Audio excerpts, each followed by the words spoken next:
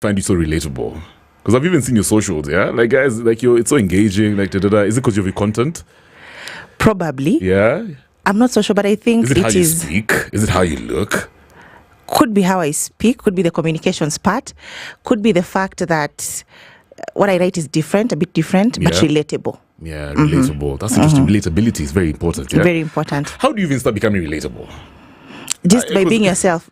Don't try to be something you're not. You know, that thing for being yourself is such a it's like authentic. You know, this word for be yourself. Be authentic. I find them so hard to understand. Like, how do you even start being,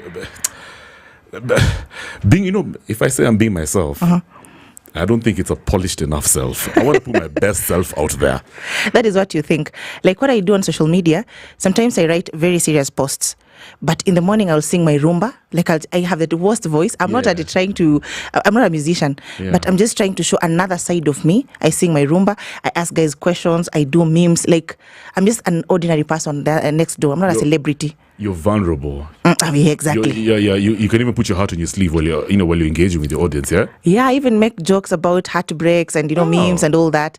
Like you just things that people relate with. People don't want someone who is perfect. Do you think that's necessary for public speaking? Like, for example, as a radio presenter, do you think I should sometimes just be random? Like, talk about, like, you know, the whatever I had for lunch. You know what I mean? Talk about how, I messed up Jana while I was doing what? Those, spontaneity, I guess. Do those things make somebody more relatable to their audience? Well, not random exactly, but authentic. What I mean by authentic is, of course, not too much information because familiarity breeds contempt, but just about, let us know you're like us, Most celebrities, most radio presenters we consider them like the untouchables. These are guys who maybe don't eat in vibandas. Yeah. They eat somewhere. Yeah. Guys fear accents. Oh, yes, yes. The halo effect around accents. Yeah. So just by being yourself, we mean, show us your vulnerable side without giving us too much information. Okay, yeah. Don't push it. Don't push it. That makes sense. It's always a balance. You need to have a balance. Find a balance. We're still on the tips. But I'm imagining somebody who, as much as they have stage fright, they also, they have a lot of negative self-talk. You understand? I'm not good enough. I don't like my voice. But I have to speak, I guess. I don't think I'm good looking. I don't think I'm smart. Jadunga. You know what I mean? Yeah, maybe, I don't know. Just so much. There's so much that goes on in the mind of an individual who's just starting out in public speaking. How do they handle the negative self-talk? Most of our classes feel like therapy. As a matter of fact, when you start, you'd feel like you're in a psychology class or in a therapy session. And the reason is, 90% of these battles are in the mind, not even outside here.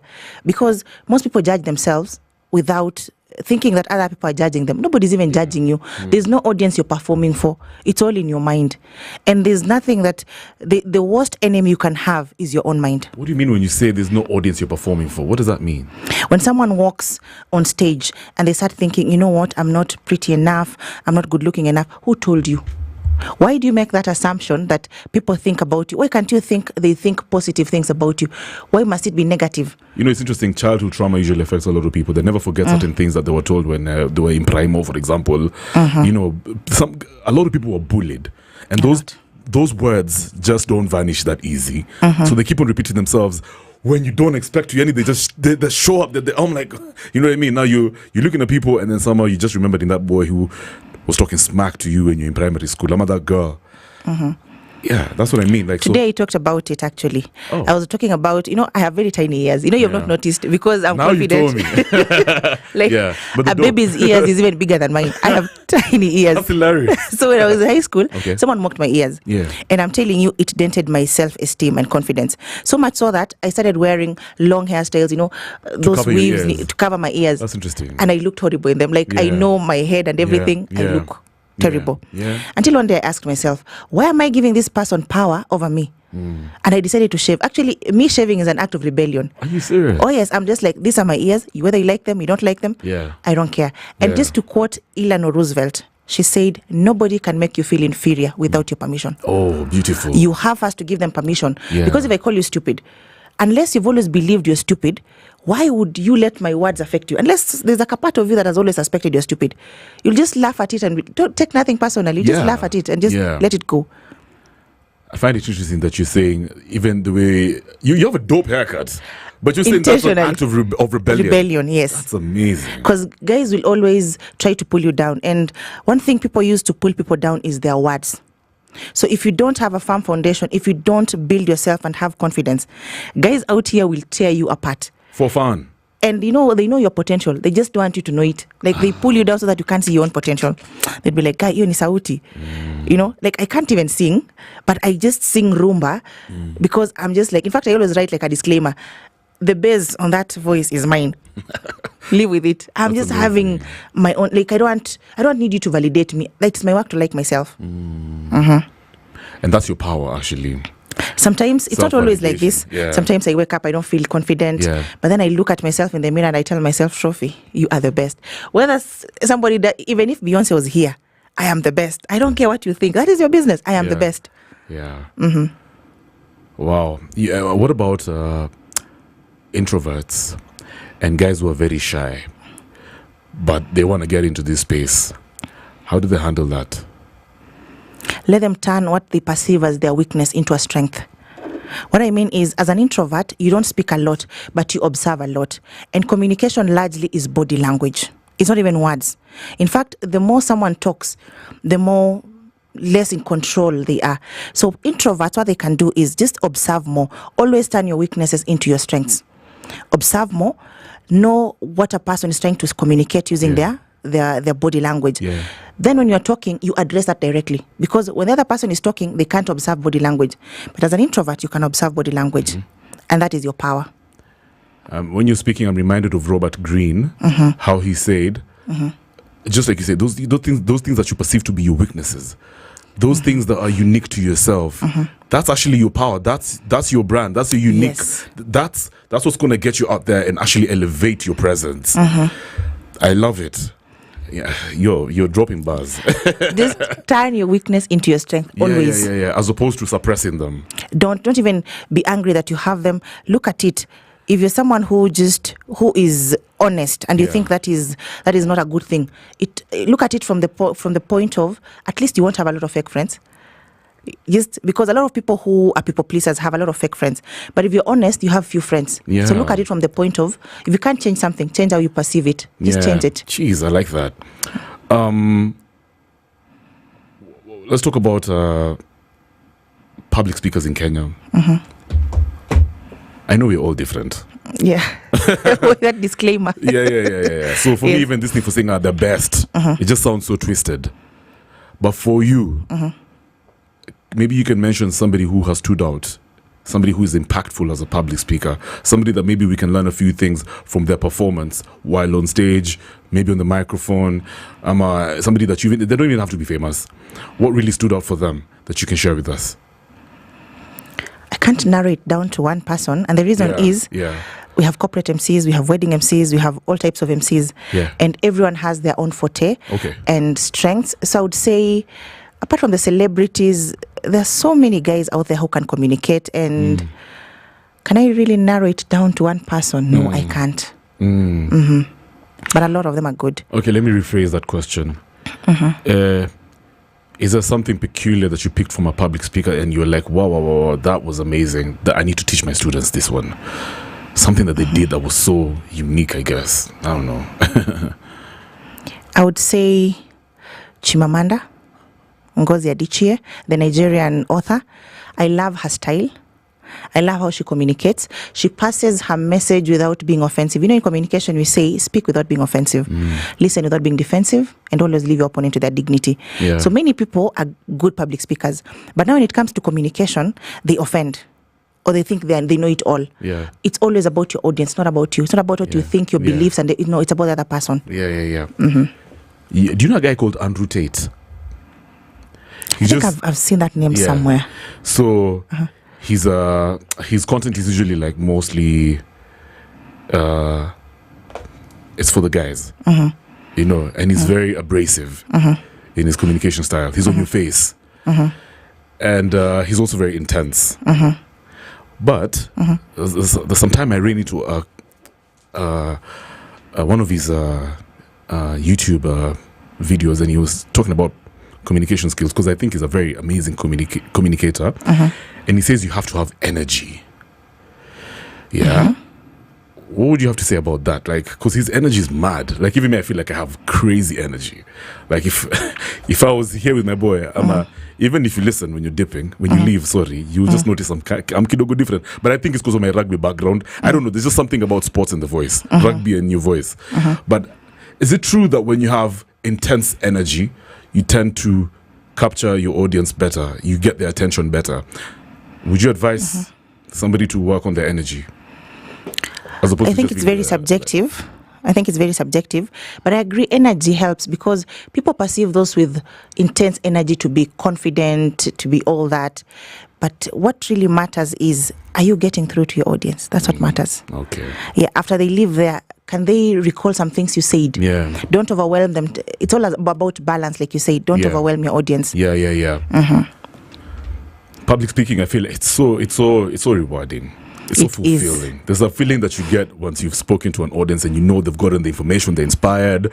Now they're reaching out to you. They're like, you know what, Trophy, can I get your number? Maybe we can have this conversation on my podcast. Yes. Can I reach out to you? I can join your program. What's the most rewarding experience you've ever had from public speaking? Well, we've trained many public speakers, like a lot of clients, many of them. And one that still stands out, and I've always talked about it on social media, is this guy who was then a Boda Boda guy. His name is Naftal. Okay. So Naftal walks into our office one day and says, you know what? I want to have my own courier company. What? And I would like to come for these classes. And he paid upfront. And then he said, now I would like to make a request. Because our classes start at 6 in the morning, he said, I can't make it at 6 because of the nature of my job. Could you please accommodate me at 5 in the morning? We were like, say no more. You're a Boda guy. You have made all these sacrifices. We will do it. Yeah. Believe you me, he used to be there in that office by 4:55. Never, not even one day for a month was he late. He finished his classes. He went and started his courier company. Last year, I think that was December. I wake up in the morning and I see someone has sent me 3K on M-Pesa. No way. Yes, he was just like, Trophy, you know what? I just wanted to say I'm grateful. Yeah. I felt so nice. That's amazing. Yes. That guy understands the power of public speaking, communication skills as well. Eh? Yes. So he can talk to his customers leave a dope impression. And then he's akona etiquette. He's very principled. Apparently, he used to be in the NYS. He's disciplined. He keeps time. He tells you 4:50, it is 4:50. Akuna story, ilienda traffic. He's there on time. That's what's up. I like that. What about people who speak a lot of slang? Me, I speak slang. Not a lot, but you'll probably catch one or two words that I've said in probably sharing a slang. How would you judge somebody who's uses slang words? There's absolutely nothing wrong with slang. What matters is just tailor your language to your audiences. Like, if you're supposed to speak slang at a particular, like for example, if I'm going somewhere where people are speaking slang, I speak slang. I can't go there and be like, where can I see where the washrooms, where the, no, you have to use the language that is appropriate for that particular setting. So public speaking is being versatile. Just know when to speak this, when to not speak this, and like that. Storytelling. Storytelling is so powerful. It's so powerful. What do you have to say about storytelling and public speaking? Storytelling is everything. Brands use stories, and I'm going to mention a couple of them. Coca-Cola. Nike. Nike. There's a reason why Nike, they just don't tell you, buy our shoes. They follow athletes somewhere in E10 running. And then they bring their story, because people relate to stories. People buy things emotionally, and then they justify with logic. Okay. That is where storytelling comes in. And then storytelling helps to weave in people and to make them interested in what you're saying. So one cardinal rule of public speaking, master the art of storytelling. Master the art of storytelling. Master it. Is there like a particular structure that you're supposed to use while you're saying a story? From the intro, the body of work, the outro? It's just, you got to be spontaneous. It has to be relatable to what you're talking about. And then when it comes to public speaking and giving a speech, there's something we call a hook. You know how, like, these tabloids, they say 6 things about Karen Nyamo, number 6 will shock you. And then when you click it, it's a clickbait. There's nothing. It is to hook you so that you can go there. Same thing with storytelling. It makes people, you catch their attention. It makes people want to be interested. And then storytelling, you should know how to get in, get out. Don't drag it too much. Okay. Because it's part of the introduction. Just get in, get out. It has to be relatable. And then stick to a story that you know relates with your audience. Sometimes it's not about you as a person. What you think is funny is not funny for the audience. Like, really, really understand your audience. Yeah, that's interesting. And is there any resources, books, something that you can maybe advise guys to go and get? Maybe even something that you've written, for example, that can improve on our storytelling, our public speaking? The only way to be a good storyteller is to read widely. Read a lot of fictional books. Yeah.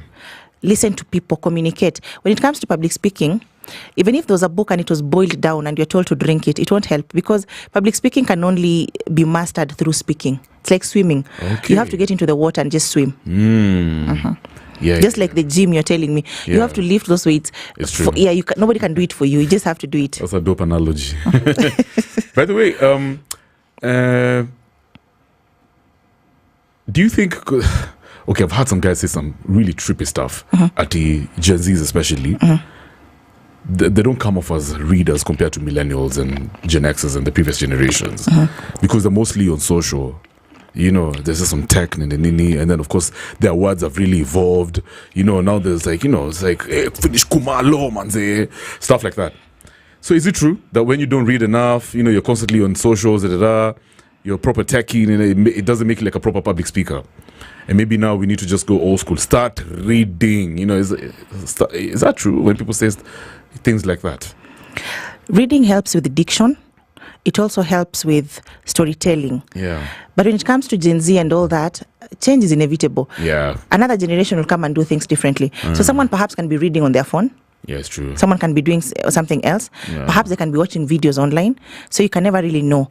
But how millennials have been doing things is not exactly how Gen Zs are going to do or Gen Alpha are going to do. Change is inevitable. Things will be different. Yeah. So what's that one piece of advice you'd give an individual in order to thrive in public speaking? What's the golden rule here? The golden rule in public speaking. Yeah. Understand your audience.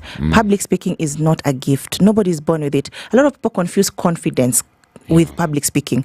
You can be confident, but when you're given the mic, you speak rubbish. You have to know what to say. Not just pick the mic and speak everything that is in your mind. You see, that is why you have to prepare. You have to understand your audience. You can have the confidence, yes. But now, can you articulate your points? Can you speak clearly? Yeah, that is the importance of learning public speaking. Yeah. Where can guys... find your stuff, your program, your resources, anything that you've put out there, social media, because I'm seeing there's a lot of comments over here, and guys are feeling your vibes, eh? They can find us. Social media channels, Trophy Kiprono on LinkedIn, on Facebook, on TikTok, Instagram is just Trophy Kiprono. And we're also located in town. Our company is called the Brand Experts Kenya. Nice. We're on Standard Street. Yeah. The building is called Caxton House. Yeah. There's somebody here called Don Gildas. He says, hello, I'm following and enjoying the talk. Now, Madam Trophy, how can I tailor my message to effectively connect with and engage this specific audience? That's basically meeting their needs, interests, and expectations. I think you've touched on that. I have. Yeah. Good stuff. Empress FC Goldie says she's loving the conversation. Great stuff. Learning a lot. And then Simon Maina says, nice. Trophy, you are on point. And then there's also, let me see, on X, Siraj says, great show, Kev, on Spice. A lot of lessons over there, courtesy of Trophy and positive conversations. Yeah, so impact imefika. Thank you so much. For ground. You're amazing. Thank you so much. Let me tell you, social dynamics. I was telling you even before we started this conversation. Yes. Real social dynamics. If you're going to thrive in a big city like Nairobi, you have to be a dope communicator. You have to. You have to be. There's no question. Whether, even if your product is not so good, but, you're communicating well, and it just leaves a good impression. It does. Isn't and then it? that is the first thing you're interacting with, how you communicate. I will remember you by how you communicate. Yeah. It is something that everyone has. Like, communication is the language of leadership. You have to know how to communicate. Yeah. It is extremely important. There's no way, you cannot outrun it. You just have to do it. A friend of mine told me a funny joke. And listen, you know what, Kev? If you don't learn how to communicate, you might miss out on the future mother of your children. Because I mean, how are you going to communicate your interest? Yeah, how are you going to sell yourself? How are you going to sell yourself? You know that you can't just be admiring her from afar and say, "Oh, I wish." Z, go sell yourself. And women fall in love with what they hear. So that is why communication is important. Not what they see. No. Men fall in love with what they see. Women fall in love with what they hear. Okay. Yes. Thanks a lot, Trophy. It's been real. Thank you so much for having me. Yeah. So, I've got a new one by Vibes Cartel. It's called Straight Vibes. 27 minutes after 8. And then when we come back, you get it's straight vibes. You're going to cruise the internet. There's so much happening in the 254 that, of course, we need to touch on. Now, remember, you can stream live on www.spicefm.co.ke. Also, the frequency right here in